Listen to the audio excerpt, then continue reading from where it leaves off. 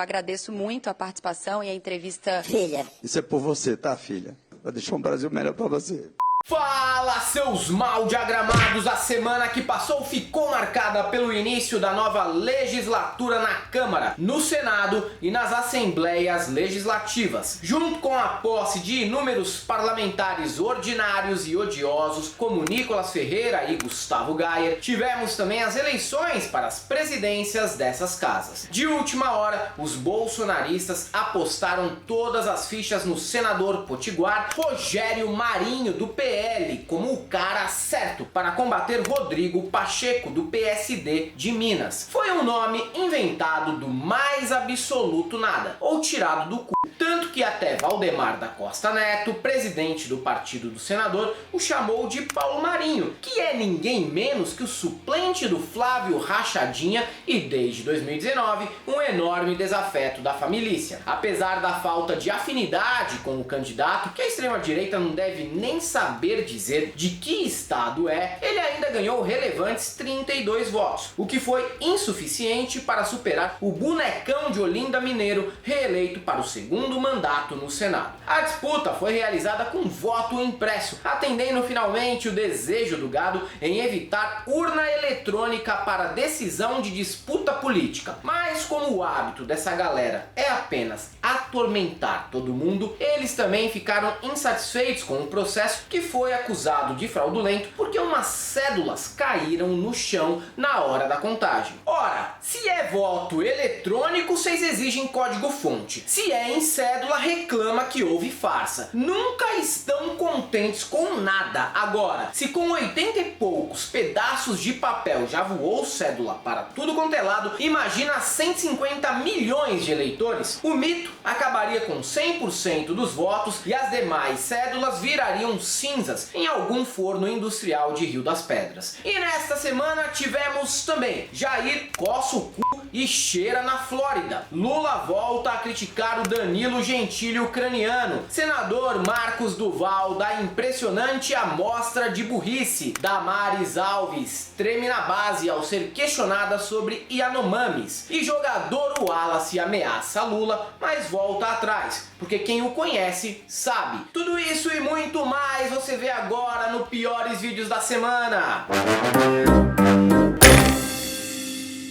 Salve, salve, galãs e galoas, seus pífios! O sonho de todo liberal brasileiro é que Lula assuma uma postura pró-Ucrânia e considere o Zelensky um grande herói democrático de nossos tempos. Até acho que ele deveria fazer isso mesmo, não porque eu concorde com a narrativa de que o Danilo Gentili do leste europeu seja um homem que mereça ser canonizado em vida, mas sim porque eu gosto mesmo é do caos. Imagina só se, porventura, o petista manda militares da ativa e da reserva para ajudar a Ucrânia só de sacanagem. Além dos meios fios de Kiev, Mariupol e Odessa ficarem branquinhos, a Rússia retalharia o Brasil na hora, interrompendo o envio de insumos e fertilizantes, do quais somos extremamente dependentes. Isso afetaria os cornos do agro, que criticam a postura de um presidente que está simplesmente protegendo os caras da própria burrice. Além do mais, essa é uma guerra feita por procuração da OTAN e dos Estados Unidos, né? Como bem lembrou o Lula, até o Papa sabe disso. E que fique claro, em nenhum momento reconhecer esse fato é dizer que o Daniel Craig da KGB tá certo. Quando a gente vira adulto, é fácil notar que, diferentemente do que nos ensinou os clássicos da Disney, há tretas em que os dois lados estão errados. Dentro das famílias, por exemplo, vivemos isso praticamente todos os dias, né? Tá bem que eu não tenho nem pai nem mãe. Eu também não. Você também não tem pai nem mãe? Eu sou seu pai, cara. Mas você não é um gato. Não, eu não sou um gato mesmo. Você tá certo. Não vai dizer pai de pet. Eu não sou pai de pet. Você acha ridículo esse conceito? Sr. Lula disse numa entrevista que o presidente Zelensky é tão responsável pela guerra da Ucrânia como o presidente russo Putin. Vê as coisas da mesma maneira? Veja, naquela época eu disse uma coisa que eu consegui ouvir a vida inteira. Quando um não quer, dois não brigam. Até aquele momento, para quem não vive na região, sabe, não entendia muito bem por que aquela guerra estava existindo. Uns diziam que era por conta da OTAN se instalar na divisa com a Rússia. Eu lembro de um discurso do Papa Francisco dizendo que as pessoas não podiam esperar que o russo ficasse quieto de colocar um cão latindo na sua fronteira. Se reinventar faz parte da vida. Os coaches nos ensinam que é preciso pensar fora da caixinha, mudar o mindset, fazer 30 minutos de cardio e seguir adiante. Nada pode abalar o homem moderno. Veja o exemplo de Natália Arcuri. Após demitir metade dos funcionários no começo de 2023, ela ainda conseguiu declarar que as demissões foram mais positivas do que negativas. Para ela, com certeza foi. No entanto, quem acha negativo não compreendeu que a querida Nath apenas está dando uma chance para que esses demitidos aprendam a nadar no mar das oportunidades do empreendedorismo. Poucos conseguem ler essas entrelinhas empoderadoras. Bolsonaro é um que conseguiu, por incrível que pareça. Demitido do cargo de presidente, ele já se reinventou e começou a atuar na iniciativa privada pela primeira vez na vida, dando palestras para um seleto público composto por gente como o neto de ditador da Jovem Pan e o foragido Alan dos Santos. E o pior é que para estar ali precisava pagar. Os ingressos custavam de 10 a 50 dólares, o que também é de 10 a 50 dólares a mais do que vale. Numa dessas palestras, o mito ligou para Michek, que está no Brasil, e deu seu apoio a Rogério Marinho, que também é conhecido como Paulo Marinho por Valdemar da Costa Neto. Se quiser chamar de Roberto Marinho, ninguém se importa também. Foda-se. Boa sorte a todos vocês. Se o Marinho estiver por aí, um abraço, Marinho. Vamos juntos. Paulo Marinho. Muito mais. Vem cá, Paulo. O Marinho representa o que o Brasil quer para o Senado. Resgatar os nossos valores. A volta da democracia, da liberdade. No entanto, os maldosos de plantão começaram a cogitar os motivos para o retorno da ex-primeira-dama desacompanhada do marido. Intriga purinha da oposição, tá? Ela voltou por motivos óbvios. Num vídeo que o mito protagonizou no cercadinho da Flórida, ele coça o cu, cheira e passa a mão na boca. Por mais que a Michek seja dissimulada e perigosa, eu dou toda a razão para ela em querer manter distância segura do marido anti-higiênico. Já foram lá e fecharam. O senador capixaba Marcos Duval foi um coadjuvante de luxo da CPI da Covid. Sempre alinhado ao bolsonarismo, defendeu o tratamento precoce e o combo de remédio indicadíssimo para quem quer ter um AVC, como ele mesmo teve. Num gesto de falta de noção completa na CPI, o sujeito mostrou as coroas de flores dos amigos mortos pela doença. Vocês lembram disso? Quem acompanhou a CPI com a gente lembra. E ainda quase saiu na mão com o então deputado Luiz Miranda USA em uma das sessões mais marcantes, longas e conturbadas daquela comissão. Porém, com o fim do governo do excrementíssimo, o político, também conhecido como Mike da SWAT, ficou completamente perdido no personagem. Quando houve a invasão aos prédios dos três poderes, ofereceu ajuda aos patriotários. Mas agora, um mês depois, e percebendo que o bolsonarismo derrete, resolveu denunciar o mito e dizer que foi convidado por ele para ajudar a dar um golpe de Estado no Brasil. A missão seria delegada ao senador, porque claro, estamos falando de uma pessoa com experiência na SWAT. A proposta era a seguinte: Duval gravaria Xandão, assumindo que houve fraudes nas eleições, o que impediria a posse de Lula. A ideia estapafúrdia não foi adiante. Com a recusa, o mito talvez tenha até pensado em pedir para o espírito Eduardo Girão conseguir essa comprovação por psicografia, mas até agora não há confirmação disso. Mas pelo desespero, não considero improvável. Vou soltar uma bomba aqui para vocês. Sexta-feira vai sair na Veja a tentativa do Bolsonaro de me coagir para que eu pudesse dar um golpe de Estado junto com ele. Só para vocês terem ideia. E é lógico que eu denunciei. Lógico que eu denunciei. O fato é que, logo depois de contar essa fanfic, Mike da SWAT anunciou que renunciaria numa demonstração absurda de burrice estratégica. Não se faz esse tipo de acusação para logo em seguida abrir mão da imunidade parlamentar, né? Das duas, ou ele gostou tanto do clima da cadeia dos patriotários que quer ser mais um, ou vai voltar para os Estados Unidos para morar pertinho do mito. Seja o que for, além de burro, Duval é covarde. Porque no vídeo em que anuncia essa história, Mamãe Falei e Renan Santos pedem para ele chamar Eduardo Bolsonaro de vagabundo. E o suateiro não consegue dizer isso com todas as letras. Quando o Eduardo Bolsonaro, aquele lixo, aquele vagabundo do Eduardo Bolsonaro, você tem a coragem de falar isso comigo? Que ele é um vagabundo? Você lembra que ele fez da campanha contra mim? Você lembra que ele... Exatamente isso. Então, vai ser preso nos Estados Unidos, vocês lembram disso? Então vamos lá, Marcão, vamos lá. O Eduardo Bolsonaro é vagabundo ou não é? Precisa de alguma coisa. Não é.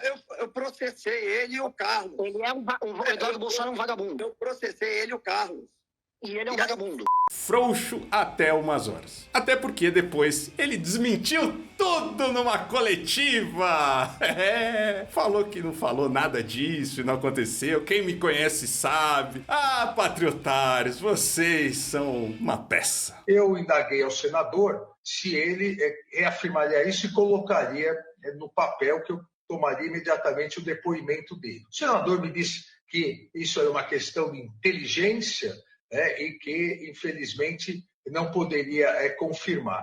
Então, eu levantei, despedi do senador, agradeci a presença, até porque o que não é oficial, para mim, não existe. O burro encorajado da extrema-direita é um dos meus estereótipos favoritos. Sabe por quê? Ao ser uma figura política alegórica que age para criar tumulto no Congresso e virar meme nas redes sociais, costuma incomodar muita gente ser preso antes do fim do mandato ou passar por processos contínuos na comissão de ética. Levando em conta essa tendência, Gustavo Gayer e Nicolas Ferreira têm tudo para seguir os passos de Daniel Silveira, que foi preso novamente nesta semana e passará mais um período com abstinência de trembolona e Decadurabolim. Na sessão solene de posse da nova legislatura, em 1º de fevereiro, o ex-vereador internacional de Belo Horizonte anunciou que fará oposição forte ao governo, o que me lembrou a Clarice Falcão dizendo que seríamos a oposição mais afrontosa que esse país já viu quando o mito venceu em 2018. A gente vai fazer uma oposição forte a esse desgoverno. Infelizmente a gente teve aí algumas dificuldades nesse começo de mandato. Primeiramente, até ontem eu estava sem minhas redes sociais. Ele também chegou à Câmara levando plaquinhas contra Rodrigo Pacheco e pedindo o afastamento de Lula, como se isso fosse trazer de volta o excrementíssimo ao poder. E não é assim que funciona. Se o Lula cair, quem assume é o Aécio, digo, o Alckmin. Pessoal, primeiro dia pedindo para chegar aqui na tranquilidade. A gente fez umas plaquinhas aqui, ó. Pacheco não e fora Lula. Vamos para cima, porque a paz não vai ter aqui.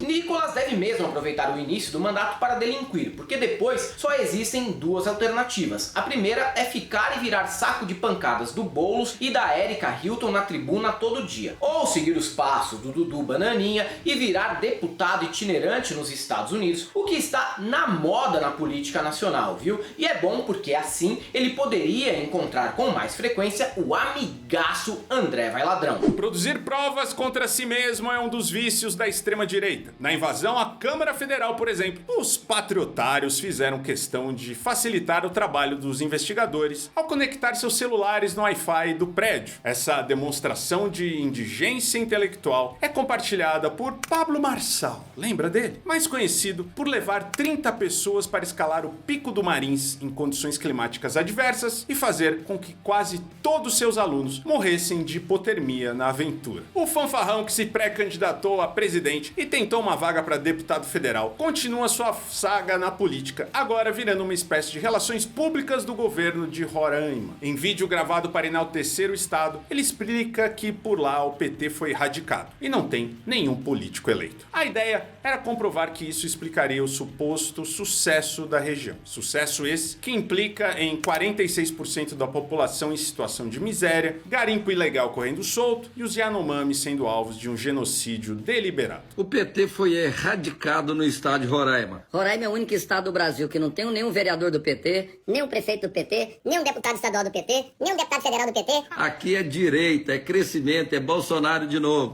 Não sei se a fala de Marçal foi ato falho ou se o plano é esse mesmo, acabar com a pobreza por meio da morte generalizada dos pobres. Seja como for, se Pablo Marçal deu pistas sobre a atual situação do estado, Damares se recusa a responder qualquer pergunta sobre a situação dos indígenas por lá. E levando em conta o nervosismo demonstrado, tá agindo exatamente como uma pessoa pública que tem dívida no cartório. Pode acabar tudo em pizza, mas o cheiro que sinto no ar é de rango azedo de presídio. Yanomami, O que você quer saber?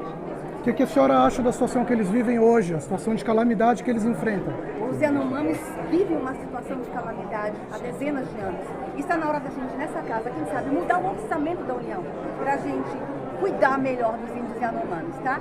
Outro personagem que tem sido consultado para falar sobre Roraima, e em especial a respeito da questão Yanomami, é Aldo Rebelo. Por quê? Eu não sei por que caralhos, já que o pedetista não ocupa cargo algum no momento, mas desconfio que é ouvido com certa frequência porque a imprensa costuma acreditar que todo calvo de óculos ou de bigode passa um viés de autoridade. O que Aldo Rebelo tá passando de fato é a impressão de querer ser uma espécie de Alexander Dugin alagoano e de que, dependendo do Pix, ele é capaz de defender qualquer atrocidade para agradar o contratante. Em palestra financiada pelo Centro Empresarial de Altamira, ele cumpriu a velha máxima de que quem paga a banda escolhe a música e disse que hoje há uma demonização do garimpeiro, que índios têm hábitos desumanos e que a crise Yanomami não é nova e nem pertencente ao governo Bolsonaro. Se alinhou tanto a um nacionalismo tacanho de extrema direita que conseguiu o que talvez estivesse buscando. Foi retuitado e elogiado pelo próprio excrementíssimo, que costuma ser uma confirmação de que a pessoa falou alguma barbaridade ou fez discurso de ódio contra 3 minorias ou mais. Aldo, ao lado de figuras como Roberto Freire, Eduardo Jorge, Fernando Gabeira e Cristóvão Buarque, são a prova viva, infelizmente, de que não há nada mais odioso na política que um ex-esquerdista. Esses conseguem ser mais ressentidos e reacionários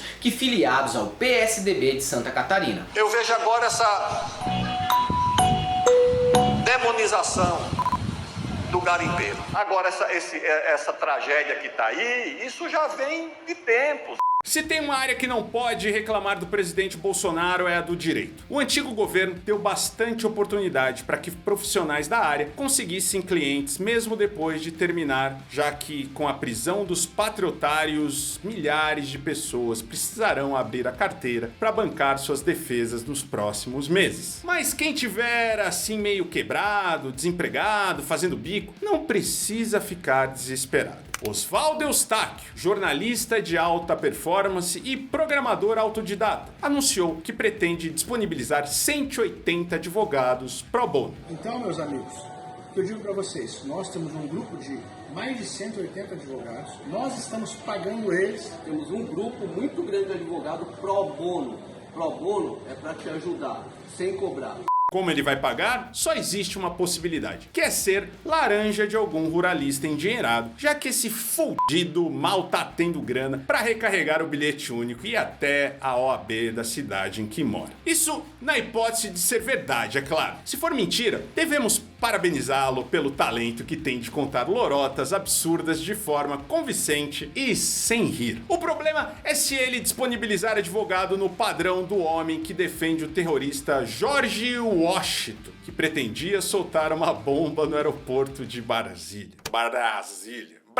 Jorge Shediak gravou um vídeo alegando que seu cliente queria, na verdade, explodir um poste de energia e que só pretendia cometer esse ato pois tinha muito medo de ser obrigado a comer cachorro como esse novo governo. Aí ele acabou, acabaram o quê? Comprando uma banana dinamite, e aí ele tinha falado assim, não, é para derrubar um poste de energia, algum poste de energia para tentar derrubar a luz da cidade.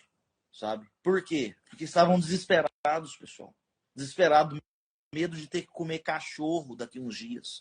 Entre depender de um advogado desses e ser preso sem direito a recorrer, eu prefiro a segunda alternativa. Assim eu não nutro falsas esperanças. Para manter um emprego, todo mundo já passou por cima do orgulho e de convicções, engoliu seco e seguiu adiante. E se for para manter um emprego que paga 30 mil, mais Bolsa Fogo de Chão, Auxílio Vivara e Vale Eterno da Armani, muita gente seria capaz até de começar a aparecer em público parecendo que é portador de transtorno bipolar. É o caso de Augusto Aras, que até dezembro atuava como engavetador-geral da República, sambava em cima do Estado Democrático de Direito e agora aparece por aí dizendo que ama a democracia. Na prática, deve ser daqueles amores que constituem um relacionamento abusivo, já que trata-se do mesmo sujeito que quis que a justiça condenasse o professor Conrado Hübner após um texto crítico ao procurador. Difícil acreditar em homem que declara amor quando todos sabem das puladas de cerca e da manutenção de uma família paralela em outro estado. Como dizia o poeta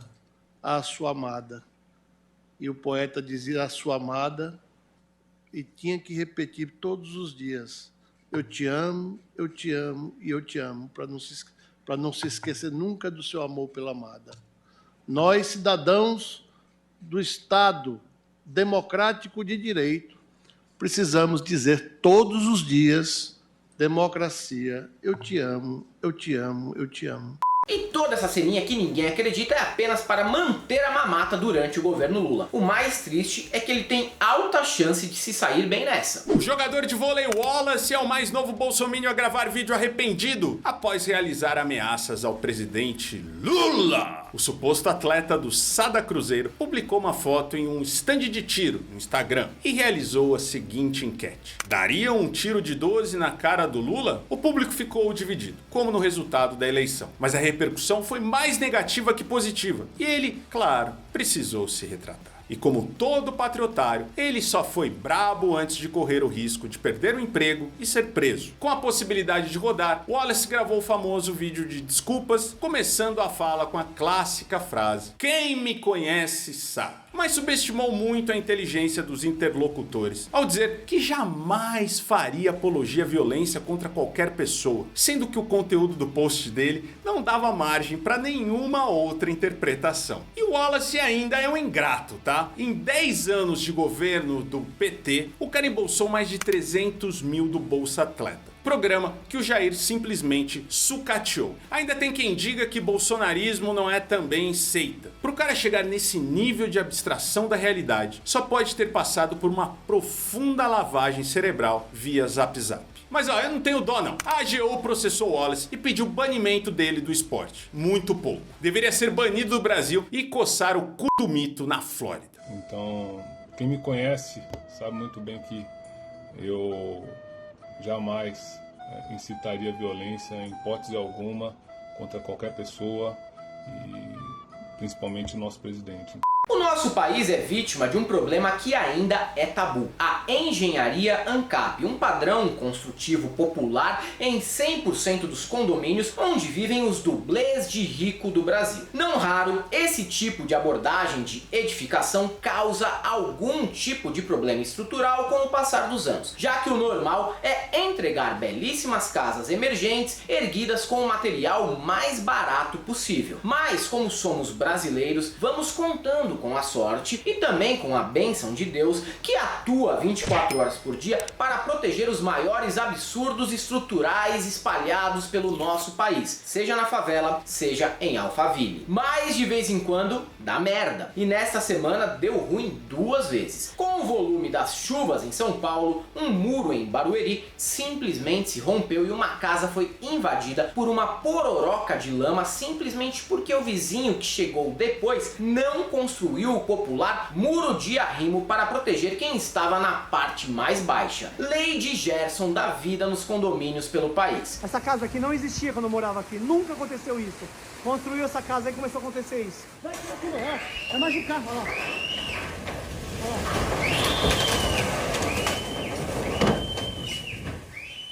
Pronto, agora ficou bom agora a minha casa. E no Rio, uma pedreira ao lado de um shopping simplesmente se rompeu, causando a mais nova maravilha natural do Brasil, as cataratas de Nova Iguaçu. O que eu queria saber é o que os proprietários desses imóveis pensam sobre regulações estatais. É só para eu ver um negócio rapidão aqui, tá bom? E se você chegou até aqui e gosta do nosso trabalho, entra aqui no primeiro comentário e nos apoie. São muitos processos, a gente tem que pagar a nossa equipe, manter a nossa estrutura e pagar a nossa vida aqui. Luz, água, filhos, família e tudo mais. Se você puder nos ajudar pra gente continuar a fazer mais conteúdo, né? A gente tá contratando mais gente, a gente tem propostas para novos programas aí esse ano. Se você quiser que isso se realize, entra aqui no primeiro comentário, senta o dedo aqui no Apoia-se. Se puder também, manda um chequinho. Não, cheque é perigoso, né? É uma coisa meio do Queiroz, né? Não, faz um depósito direto aqui no nosso PayPal, na nossa conta corrente, no nosso Pix, tá aqui no primeiro comentário. Também tem aqui no YouTube o botão do Seja Membro, tá na descrição também, tá no primeiro comentário. Se torne membro do nosso canal. E nos siga também nas outras redes sociais, Instagram, Twitter e Facebook. Se você é um desses ainda, que acredita que tem jogador de vôlei, progressista, até tem. Isabel, infelizmente, morreu, Ana Moça. Aqui tem muito jogador, eu só tenho uma coisa pra te dizer, hein? Não passarão.